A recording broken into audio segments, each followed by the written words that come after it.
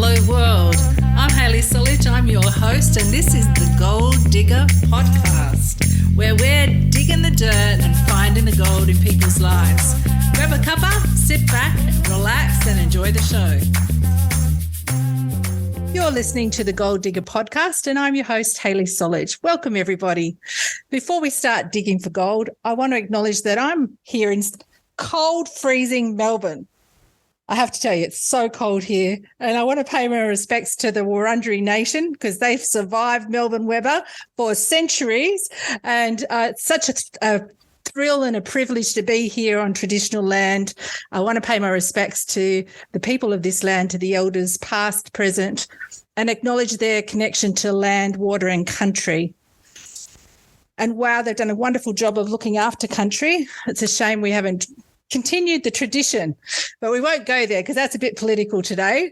And I want to just sort of hook into today's theme a little bit more. Wow, time flies when we have to change who we are and how we are. And COVID has brought to us such a big period of change. And I'm sure that you'll all agree with me, life is not the same as it was 4 years ago. My next guest is someone that I can honestly say that I've known for their whole life. And I can verify that they love to dance, to sing and make merry like no one is watching or listening. And I got a good look at that today.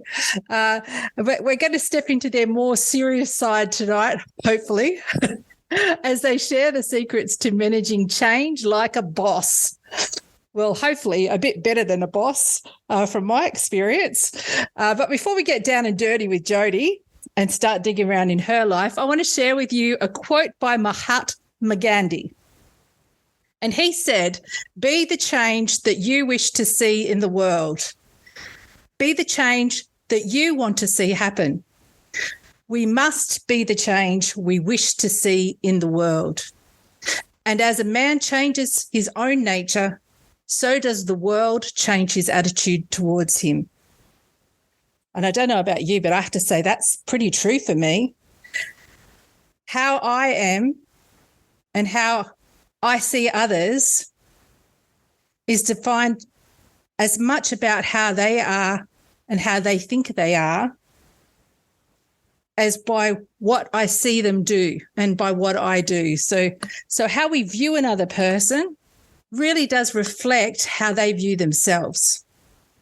And it's different to how we see what they do because there's always attitudes and things going on under the hood that we don't get to see. And certainly that is true when you start talking about change. And I'm not going to go there because my guest is the change management specialist, and she's going to tell you all about what might be going on under the hood in your workplace if you're in a change process. But change is difficult for all of us. I think you'll agree. Most of us want to run away from change, especially at work. I mean, let's get real. Who really likes change? Not me. Well, maybe there's a few of us that like a bit of change. I mean, some of us like to change our bedroom. Some of us like to change our partners. Some of us like to change our clothing. But if you ask us to change our behaviour, now that's a tricky one. I think we all get a bit uncomfortable when it comes to changing our behaviour because change generally is challenging for all of us. And if we don't change and we continue to do the same things over and over, what are we going to get? We're going to get the same results. So to progress, we need to change. But when change knocks on the door, there's only one person I want standing next to me to help me navigate, and that's my sister, Jodi Martin. And not because she's my sister. I mean, I've had a girl crush on her since she was born, really. She's followed me around everywhere, made me feel great. But it's because she's got 2 decades of experience working in change management and working for some of the biggest companies in Australia and New Zealand, helping them to navigate this tricky thing called change management. So welcome to the show, Jodi. Thank you, Hayley, for inviting me. What a lovely introduction. Yeah, well, suck up that girl crush while you can, sister. I thought it was more competition than girls' crush. I don't know. What do you Fortunately, say? we wore the same size clothes, so that's always good, isn't it? We won't go there. Let's not do all that dirty laundry out in the public space. No, it's lovely to have Make sure you you here. got your dynamo. Yeah, everyone's probably thinking this is nepotism, but I can tell you, I actually am in awe of my younger sister, who has navigated some of the trickiest waters in life, both personally and in the workplace. And I've got to hear about some of those spaces at different times, because that's what you do as sisters. You sit and shut up and just listen and let it all flow off. You're like water going off a duck's back. I tell you what, this duck could have been dunked 100 times over if I hadn't learned how to let it flow off me. But before we go any further, in fact, maybe that's a good place to start. Perhaps I am the duck trying to swim. But I'm going to duck out of the conversation and let you have a go, Jodes. How about you introduce yourself and tell us what animal you are tonight? Oh, what animal I am tonight. I like to think of myself as a pleasant owl at night. A little reflective, looking around, having a hoot. Cleaning up the rodents. But yes, cleaning up the rodents. But really, I think that I'm actually a monkey. And a monkey? A cheeky monkey at that. Oh, my goodness. And resourceful. And resourceful. Resourceful as well. Yeah. Well, that's right. I'm going to make sure I put all my good jewellery away then, you little cheeky monkey. Yeah, no, I'd agree. You are a cheeky monkey, definitely a cheeky monkey, and very resourceful. Well, I've decided that this holiday, because I am holidaying in Melbourne at my sister's house, which is why she's my lucky guest here tonight, that I think that while I'm here, I'm feeling a bit like a possum. You know, possums are often the unwelcome guests that come in through the roof that fossick around looking for food. They're a bit curious, sticking their nose around all the corners and then wondering whether they're going to move the whole family in for comfy snooze in the roof cavity. And she's having her bathroom renovated and there is no roof cavity, so I'm feeling a bit without a home here. But seriously, I want to dig the gold in your life, Jodi. There's so much gold, I know, and we really probably only have a short time to hear your story. So let's jump right on in there. Do you want to just tell me a little bit about how you got into change management, what it was that sort of took you in this direction?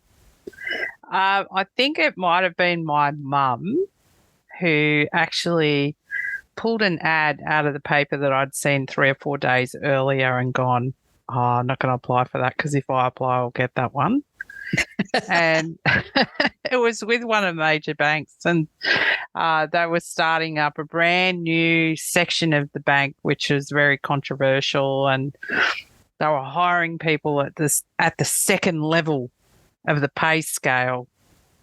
And I was fortunate enough, of course, to have gotten the job and started my life and career with that particular company, which then led me into projects. So once you get into projects, it's a long, experienced journey that takes you through business analysis and training and communication. And then back in the early 2000s, change management started to emerge as a practice. And because I'd done all of those things prior to that, the next evolution was to actually sit down and write my own change model, because ProSci was not even heard of when I first started, and they were in America and they were actually coming to Australia. But when I started, I actually was working on a different model.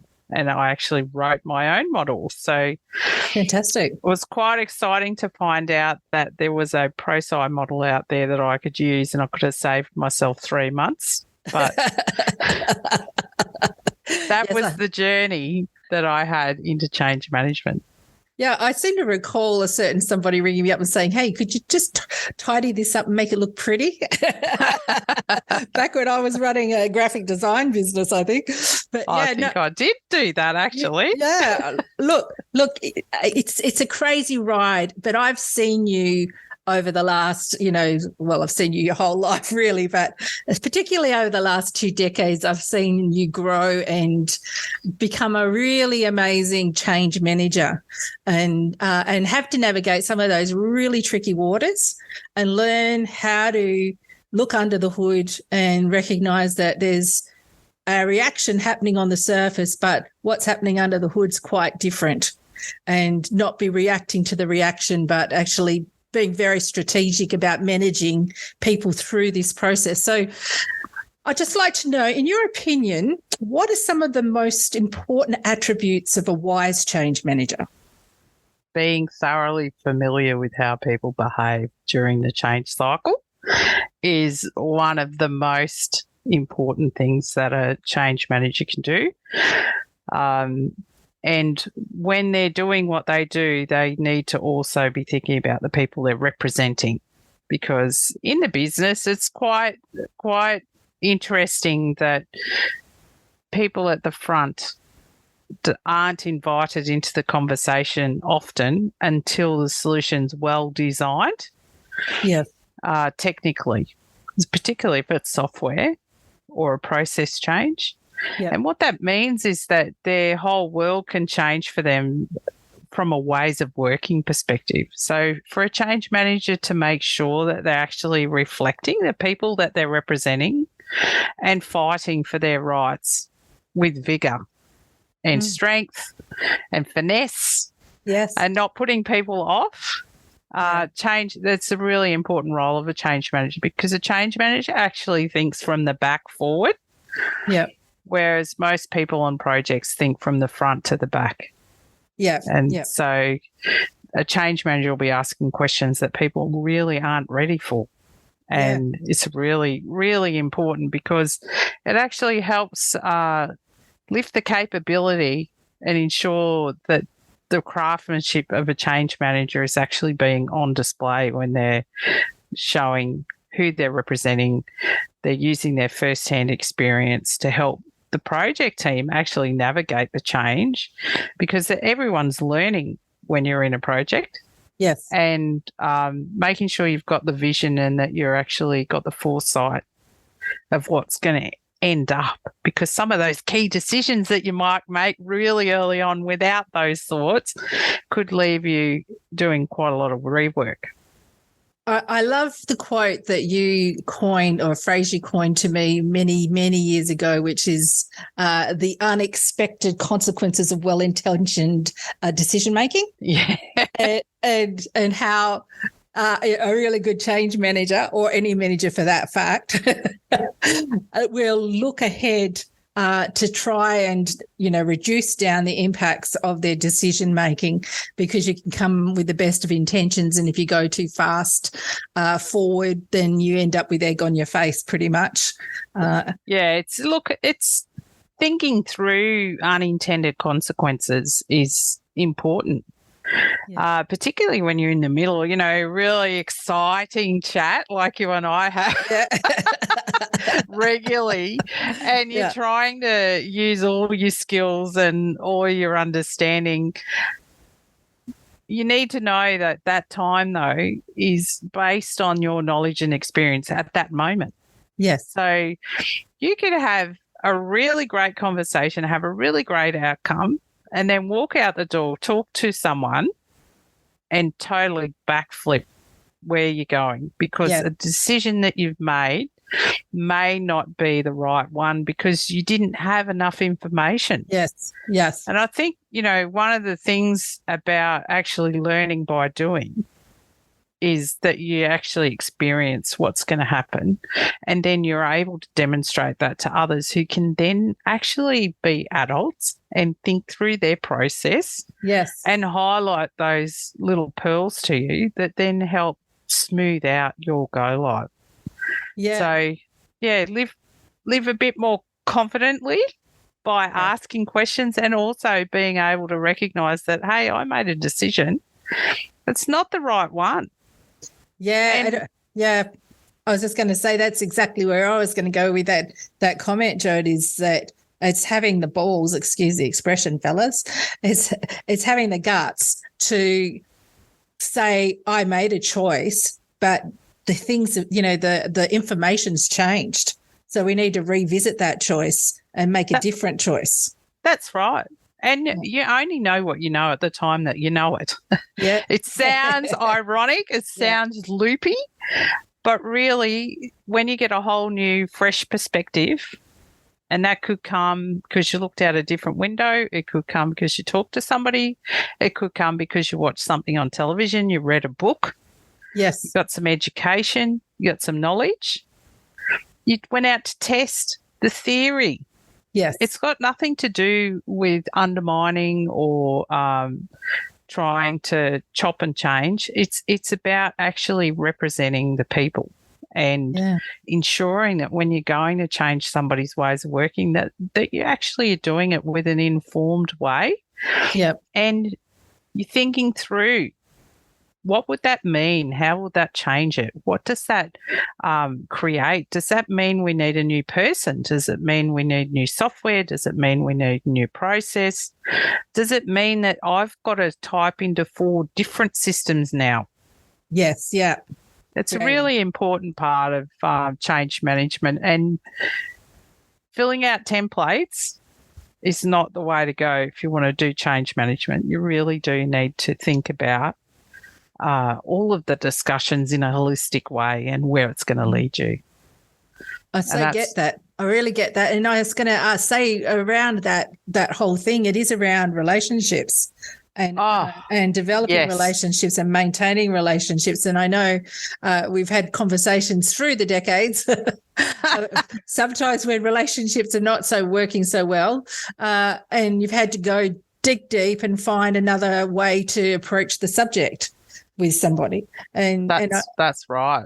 That's what I've really admired about you, Jodi, is that you don't give up easily, that it can be frustrating as all hell, but you go away and you process. And I think that's what you're talking about there is in this decision-making thing. It is about processing information and speaking to enough people to understand.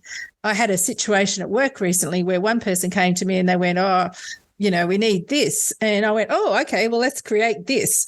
And then when I went and spoke to another person, they go, well, that already exists. It's just that person doesn't know how to use it. And so it is about exploring the whole, playground to find what's already. Playground. That's awesome. In the jungle gym, and how well people are sharing what the resources in the jungle gym. It is about that investigation, processing, analysing, engaging. It is. Stringent standards, having a yes, no, and also having the perspective of, well, we've already asked them to click 4 things. Adding another one means we're asking them to click 5. Yeah. Annoying. It's really, really important to make sure that you're very reliable and that the performance that you're after is where you're going to be. Yes. Don't lose sight of where you want to be and what you want to do and how that then impacts on the different groups. The way people behave during change is extremely interesting. And if you can take a good look back, sometimes you can see some behaviours that are more possibly suited to kindergarten, but when you're in the throes of it, it might not feel that way. But seriously, when you can take a step back and you can see the 4 quadrants of the change cycle, you can actually pick the behaviours. And one of the things that I've told people is, did they get angry? Were they upset? And they go, yeah, they were like really, really distressed and they're really not keen. And I'm like, that's great. And they're like, what do you mean that's great? I'm like, you've got them in resistance. That means they've moved out of denial. And And a lot of people can't understand why I'm so excited. I was like, you've moved them out of denial, which is step one. So they're now in resistance, and they're actually realizing that this is going to impact them and that they can't get out of it. And they're not liking it because they know what's coming. So I really enjoy having that conversation with many managers who have the misconception, really, that change management's about making everyone happy during a change. And there's not a word ever that should be associated with change management as the word happy. And who peaceful can be happy about interrupting anything? And look, I love the idea of an innovative interrupter. That's how we get to a changed position. Is we do need a catalyst to fire us off in a different direction if we are to change. And so I just know you love dropping bombs. And then stepping back and watching the dust settle. Yeah, I've seen you drop a few bombs over the year. Let me just tell you. Usually it involves two brothers. Well, I'd like to say that I'm unswerving in my dedication. I think one of those bombs is, I think it's my younger brother, and you talking about the football, actually. I think it's the regular bomb phone call. I have a precision engineering when it comes to speaking to my younger brother. And if anyone was going to be a case for change, it would have to be my brother. I know, he's still in denial. I have not moved him. No, he's going to resist you when he gets into resistance, I can tell you. I think it'll last a lifetime, but it's so much more fun when it does. Oh, too funny. Oh my gosh. So getting back to the serious part of change, how do you how do you manage the challenge of balancing short-term goals and long-term vision? When you're going into this process. So it's really around the project and the definition of the project. Yeah. So looking towards what is it that we want to achieve? What's the outcome? What does it look like at the end? And then actually bringing people on that journey and keeping them focused. Yeah. Scope creep is just the worst thing that can happen on a project because you just don't deliver. I've seen projects go on and on and on and on, and they're just not delivering, and it's all because they weren't clearly defined about what they wanted to do. Yeah.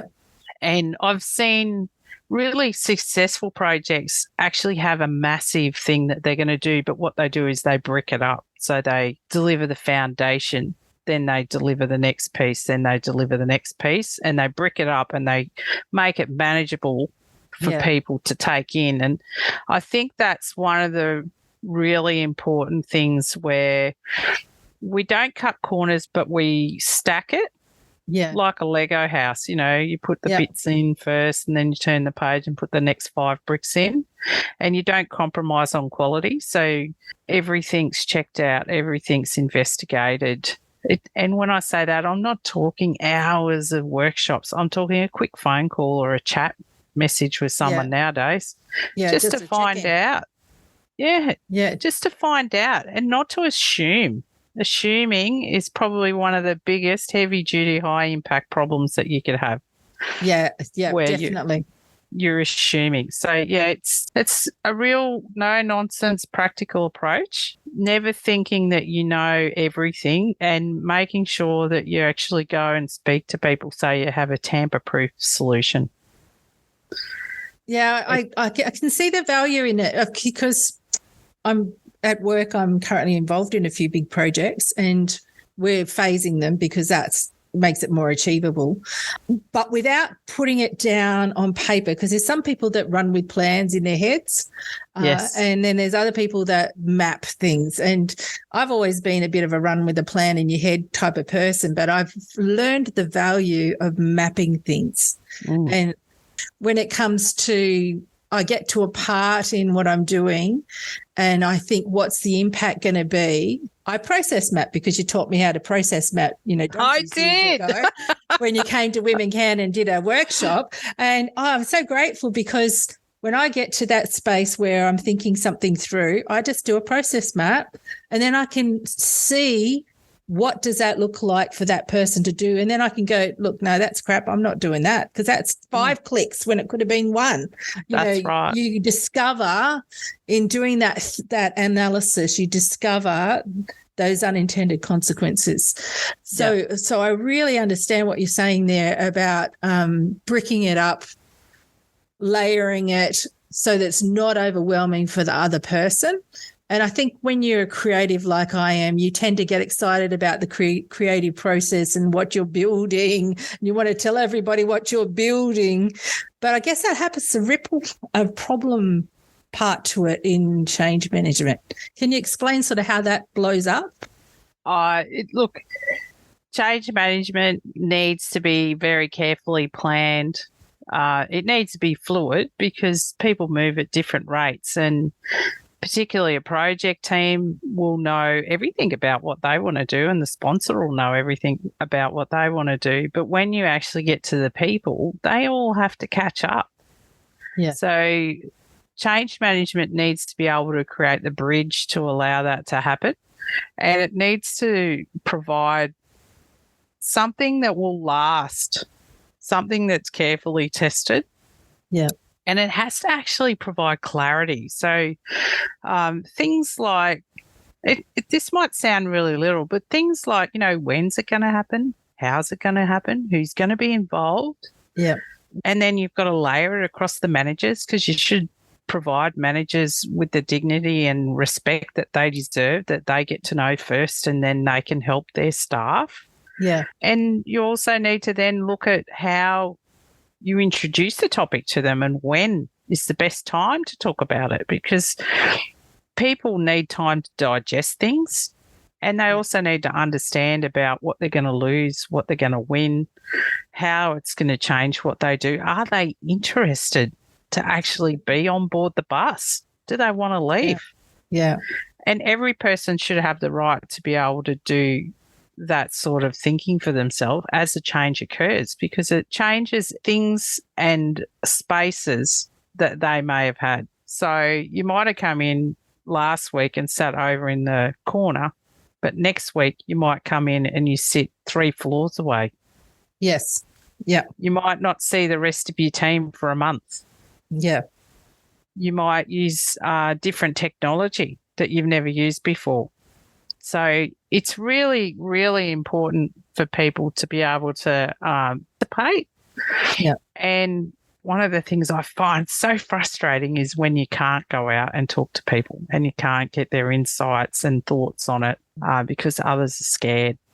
People leading the project are scared. Yeah. And that can really hold up your change management effort. Yeah. Change management is a journey. It's a long story. It needs time to evolve, and it's not just training and comms. It's so much more than that. And leading from the front are the managers. And if the managers don't have enough corporate memory to make the decisions to help their staff, then it really makes it very rugged for them to be able to lead through to the end and actually be on the project side. Yeah, so, I get that. And I think also the other risk there is long change processes, because change is exhausting.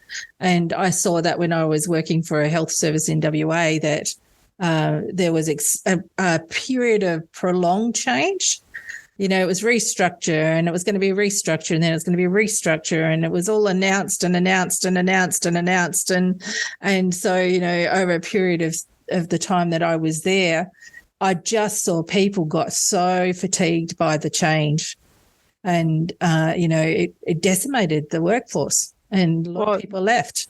It's the uncertainty of not knowing what's going on can really let you down. Yeah, it can wear you out, and they do call it change fatigue. Many projects all happening at the same time can be fatiguing as well. Yeah. particularly if people are moving from one to the other and they're trying to work on all, everything that's happening. You're talking about me now. now, projects at once, yeah. Well, when you're one of these people that falls in love with an idea every 10 minutes and moves on to the next one every 15. Watch it. I'm a bit better than that, but I work in a very dynamic workplace, and we've got some major projects, and so I'm constantly changing my hat at the moment, which is a bit tiring. It is tiring. It's entertaining though, isn't it, really? And look, it's an unexpected pleasure. Yeah, to be able to have projects and be able to do them. I really liked what you said earlier, where you're talking about actually being able to sit down and process map something for yourself. Yeah. One of the big things that I've found is if I can't explain it to someone and I cannot write it down, then it's not done and it's nowhere near ready for change or training. Yeah. So if there's a gap in the middle there, it can be quite bewitching. Yes. And it can really not be a pleasant experience trying to sort it out, particularly if no one really knows. And that's one of the big things around change management is there's lots of stuff that people don't know. Yeah. And so you really want to be able to go out there and hug it and feel it and try and work your way through the change with the right people to resolve those questions, so that when you do get out to your workforce, they can have a level of comfort that it's actually been well thought through. It doesn't mean that they're going to have a happy experience. It means that they're going to have a well thought through, mindful experience that's going to work for them. And they're also going to have to bring something to make it work properly for them as well. So it's like a respectful handover. I was going to say, I think it is about, it's like a classroom. When I'm facilitating training, if I go into that classroom and I set up all the tables and I put out coloured pencils on the table and I put out the little notepads and the placemats and something for them to have their name on, and the person comes into the room and they feel like you've thought about them. It's called love, Hayley. Before they get there. They feel like you've thought about them before they get there. And I think that's what you're trying to say here, is that as they come through this process, they feel that they've been considered and thought about and included. And I think that inclusion is the thing that a lot of managers don't understand, that if they embrace staff a little bit and let them in a little bit more, they might even get a better solution, because the sum of the whole is greater than the one individual person. And when you draw on the wisdom of group, and sometimes it takes longer, but you get a better outcome in the long run. And because there's always going to be those wise ones that are going to challenge everything, which is what we need. That's exactly right. There's a gold mine of knowledge out there. The piece that holds people back from digging into it is perspective. Yeah. Yeah. So when you have a perspective that's not open to other people's perspectives, you miss the gold. Yeah, absolutely. And there's so much knowledge out there. There's so many really well-educated people. There's also people who've worked with experience. Yeah. And when the two come together, there's just such an amazing outcome. It's really grand to see people working really closely together and being generous and sharing their knowledge and their information. And when that happens, you do get to a really authentic, collaborative environment where the team actually leads the project rather than the project leading the team. Yeah, beautiful. And it creates a corporate memory that you can't actually, there's no way to give that memory to anyone. Yeah. So having people involved on that early journey, and like in the project I'm in at the moment, we actually had, might sound excessive, but the way we used them wasn't. So we actually had 25 change SMEs. And we met once every 3 weeks for an hour That's all we did. Yeah. And we talked about what was happening on the project. We allowed them to ask questions about what we'd presented. And we also reached out and said, anytime you want to chat to us for a demo or whatever, come and do that so that we can give you the corporate memory. Fantastic. It's such an amazing outcome. Amazing. Makes such a difference to the individuals. I know that from when I worked on the forum, on the National Mental Health Consumer and Carer Forum, what I learned from that journey was how to co-design. Yeah, co-design's amazing. And how to cooperatively work together to get a better outcome on the other end. And I think, co-design takes longer, but you don't have to do co-design slowly. I think there's this misconception that co-design has to be laboured and intensive. What you actually have to do is build trust. Yeah. Once you have established trust, you can move through the process of co-design very quickly. But it's investing enough to build trust and to build that shared power base where everybody's there with the right intention and the right attitude to working together collaboratively. And then everyone can bring their A game then. Well, it's also about establishing the norms, right? Yeah. So if there's established norms where we can agree to disagree, and there's a way that we can resolve it with everybody saving face. Yeah. It's really important. It's so important because it fits just like you're walking on air when you're part of that group. Yeah. You know that you're in the safety of being able to say something and respectfully disagree. Yeah. And then the group as a whole then talks through which way is the best way to go. And logically it pops out because there's so much information coming from all different angles. And then when you go to implement your change, instead of dragging people across to the finish line, you're actually standing behind them. They've already run across the line and they're asking you to hurry up and get to the next bit. Because they're excited, they're informed, they know what's coming, they're keen.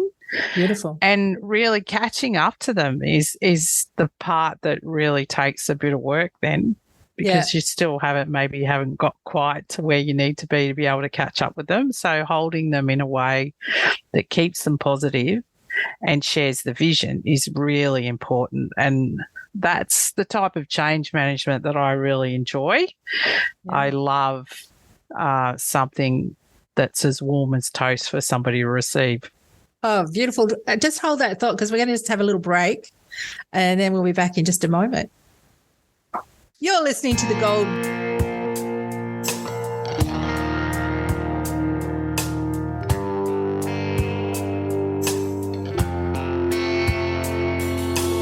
Voices going round in my head. I don't believe them. Don't believe what they said. The light is calling.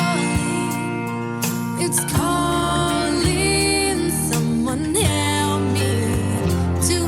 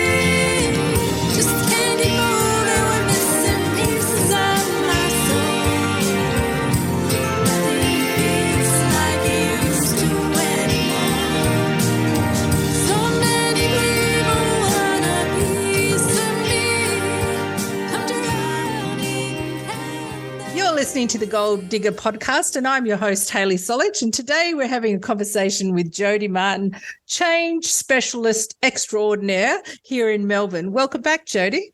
Oh, thank you, Hayley. Great to be back. Well, before we get back into change, I'm going to tell you a joke. Are you ready for a dad joke? Oh, it's breathtaking. So why did the chicken put a cross on the stop sign? I don't know, Hayley. I've not heard that one before. Why did it? Because it got sick of crossing the road. I can feel a made-up joke there.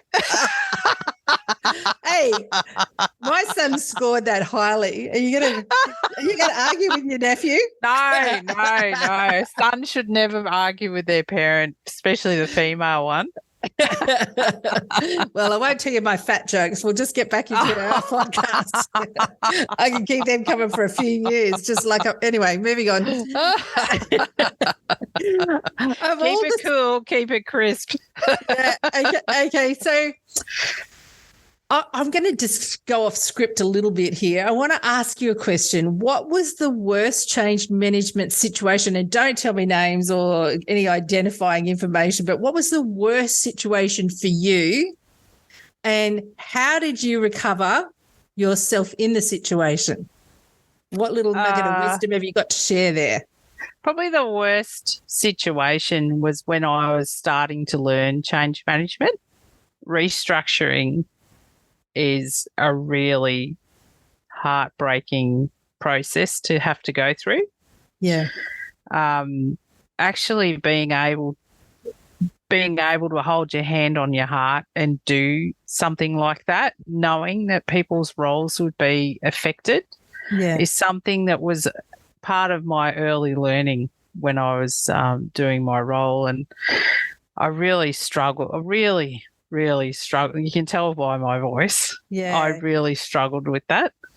I found it quite confronting because I'm quite an empathetic person. I really do understand and project myself into the people's place so that I can understand what they're feeling and thinking and then relate to that and then look for solutions to work around. But when there's a restructure, it's really hard to look for a solution because restructures are not about people.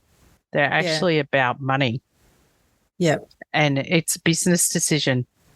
This decision must be made for a business to stay profitable and for it to be able to keep running. So that's a very, very heartstrings problem for me that I had to deal with. So what I did was I went and spoke to somebody, which I think was the best thing I could have done. And I went and found somebody that I really respected who'd been in projects for quite a long time and said to that person, how do you still keep doing this? Because I find that very sad and deeply, deeply upsetting. Yeah. And he talked to me and just said, he provided a really sensational reply, which to this day I remember, and I remember Daryl, who used to be one of the people in my project teams, and he just said, you can do it, or someone who doesn't care can do it. Yeah, it's so true. And he said, you can do it with respect, caring, dignity. Yeah, you can look at all the options. And there were a lot of options. There are a lot of options to restructure and replace people out into new roles and to new jobs. Like I normally put in new technology, and a lot of time there's new roles which are really exciting that someone with experience and a bit of training would be able to take on. So that's what I do. And I do a lot of technical roles now, rolling out software systems and things like that. I'm quite experienced at that. But I do stay away from restructuring projects a lot when it comes to redeployment, where people are going to be redeployed, because I find that I empathise too much that it affects me personally. So that's the one thing about change management. There's lots of different aspects to change management. So there's human change management, there's software project change management, And then there's also, you know, where are we going to from here? Strategic planning type change management as well. So I've found my niche, I think, in the IT world. You definitely have. And I was just going to say, we're going to have to rethink it. You're not a bitch after all. I'm homespun, Hayley. I'm just stirring sunshine fresh, just whiter than white. No, look, you know, restructures. Look, they are so painful. I don't care who you are. Anyone that has to tell somebody else, you know, haven't got a job anymore has got a hard job ahead of them. You know, but it's interesting because the optimist in me goes, one door closes, another door opens, and as hard as a closed door can be, it is an opportunity, and I guess that's part of helping with dignity somebody to accept a change and you know, I actually had an experience to be able to help somebody who was close to me go through a restructure themselves, and they were quite distressed when they rang me, and I just said to them, this is not a slight about you. Yeah. This is totally a business decision. The business is making the decision to keep itself profitable, otherwise it would have gone bust. Just said your manager will be just as upset as you are, and probably more so, because they've got to tell all these people what's going on. I said, if you can put this to your feelings to one side and help your manager by, you know, being a leader with your teams, it will be amazing what the outcome is. And the person took a deep breath and went, okay, I'm hearing what you're saying, I'm going to give it a go. And do you know what? That person was one of 5 people who were offered an ongoing contract job for that role. Wow. And that they hung around during the period, because it was through the GFC. Yeah. They were able to hang around doing a job that they were able to do. It was different to the job that they were hired to do, but actually do the job that they were offered for 5 years. Wow. Amazing. And survive that period simply because they looked at it and went, okay, this is not about me. This is about business. It's about a job that needs to be done. And yes, of course, that doesn't happen all the time. I know that's, you know, a really unique sort of outcome for someone. But the fact that they stretched their mind enough to give that a go, and that was the outcome for them, I think was really wonderful. And he was able to get, you know, clear advantage, really, because he went in and went, okay, what can I do to help? How can I help you? And he even helped his manager deal with it, because his manager was really struggling as well. Amazing. And look, kudos to him, and obviously got a reward for that effort of just putting that aside. I think it is hard. Definitely it's hard. Can you just give us a little bit of insight here? I'm going to ask you a funny question. When people are wanting to get rid of you, do they make it really uncomfortable for you at work? I'm curious now. Like a mother rooster, like a mother hen that just wants someone out of the nest. They go and make the nest really uncomfortable. Well, that can happen. I have had one manager do that to me, who the person that I was working for actually left, and a new person came in and didn't like an arrangement that I had.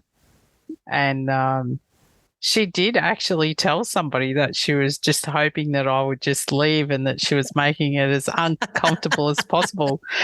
Unfortunately, I am fairly steadfast and tenacious. She picked the wrong girl to have the fight with. As you, my sister, would know. Yeah, I can tell you a few secrets about Jodi's fighting style. It's not good.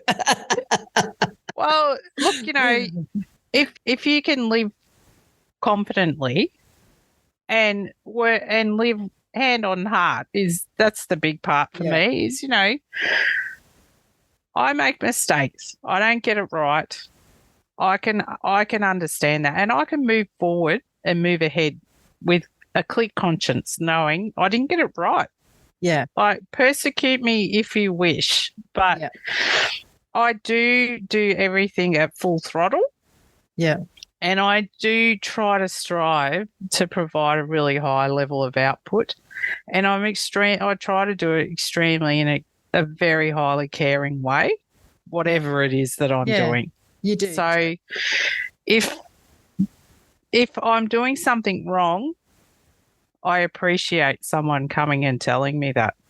And I actually had a recent example of that where I was being my staff member and I, very open, direct conversations with each other all the time. And both of us are really good at it.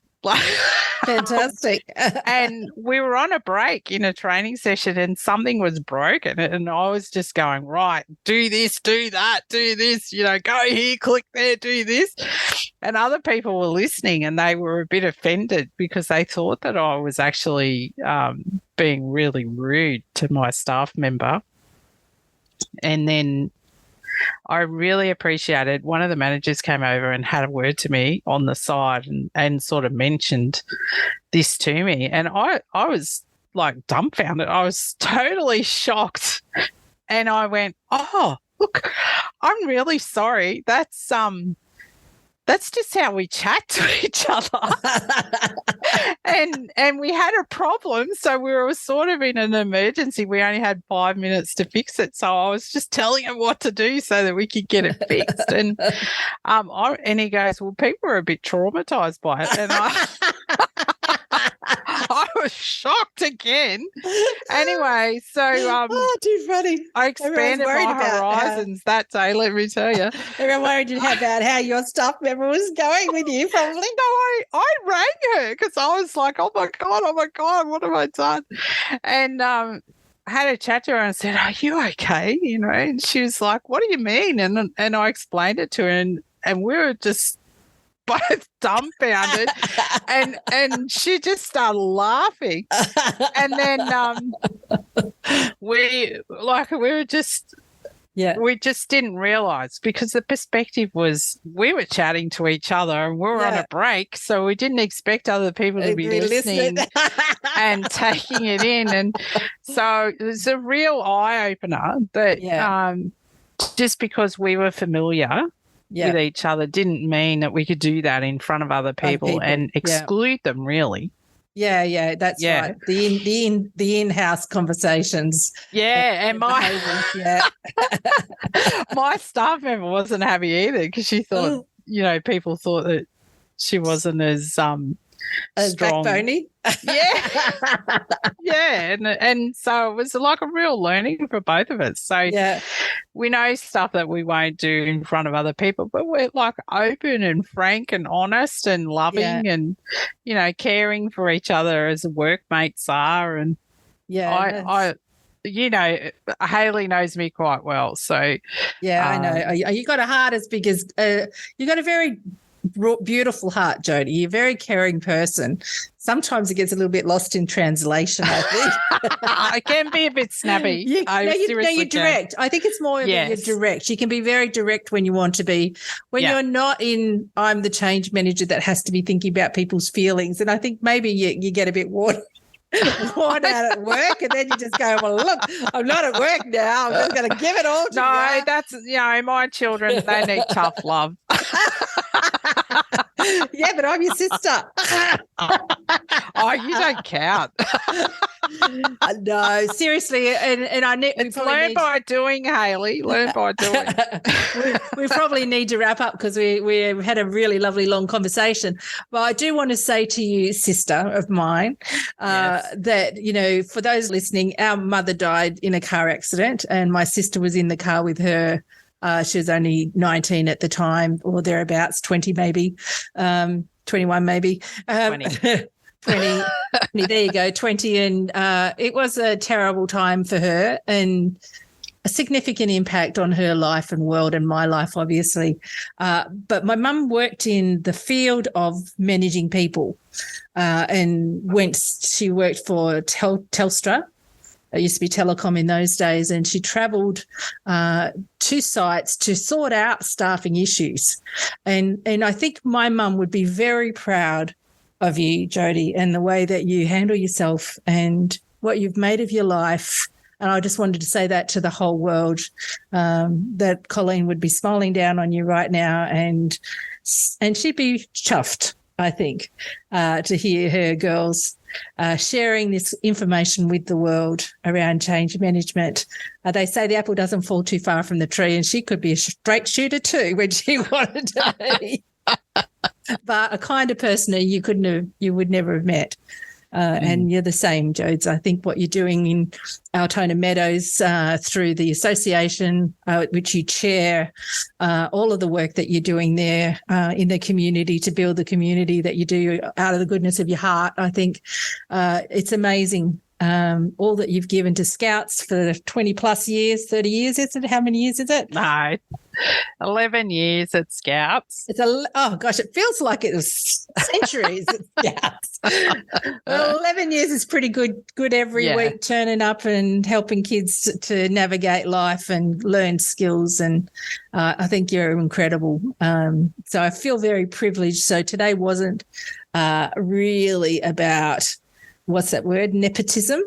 It was about me honouring the gift that you are to the world, Jodi Martin. Thank you.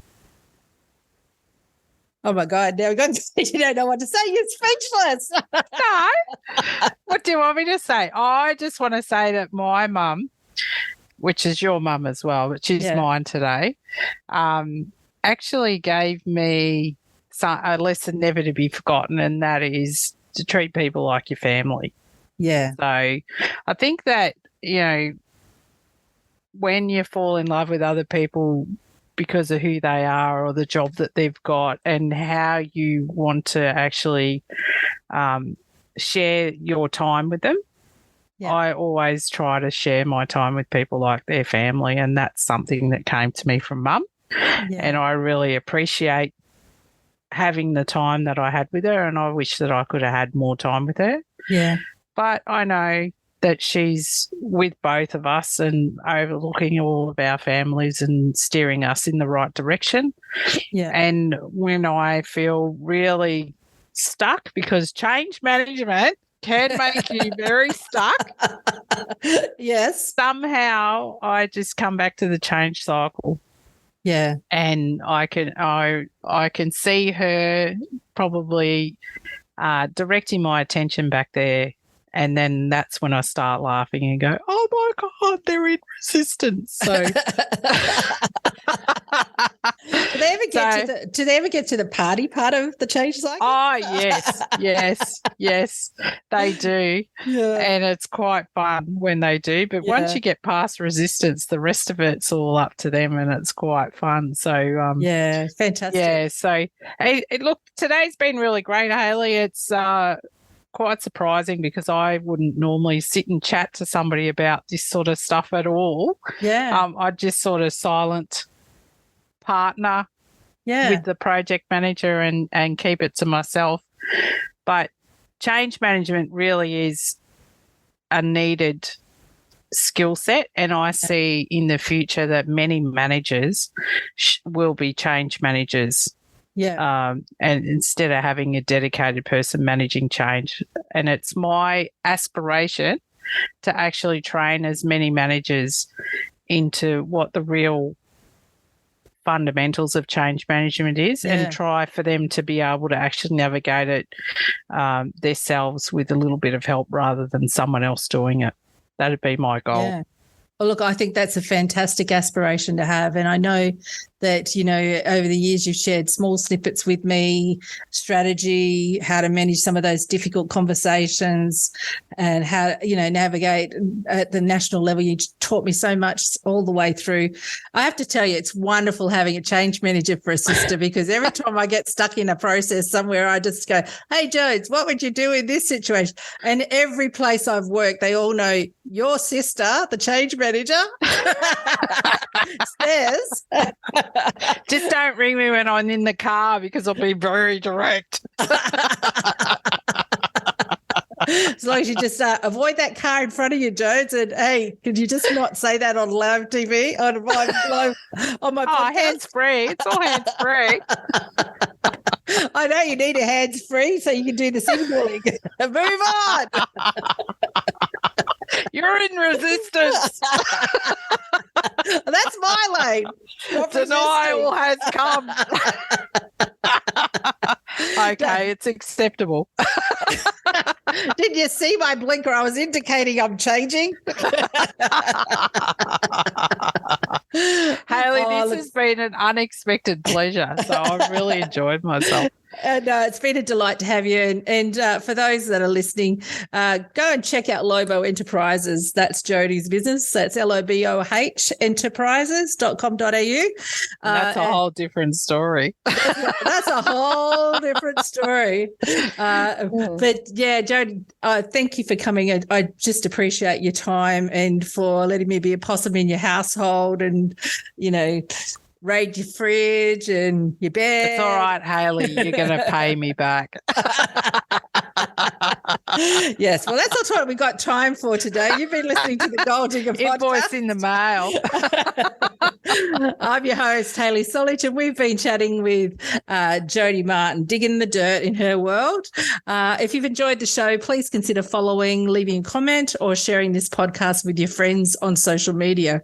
And if you want to be a guest, then pop over to my website, hayleysolich.com.au, fill in the form, and hopefully we can get you live and chatting on the Gold Digger podcast. Catch you soon. Bye for now.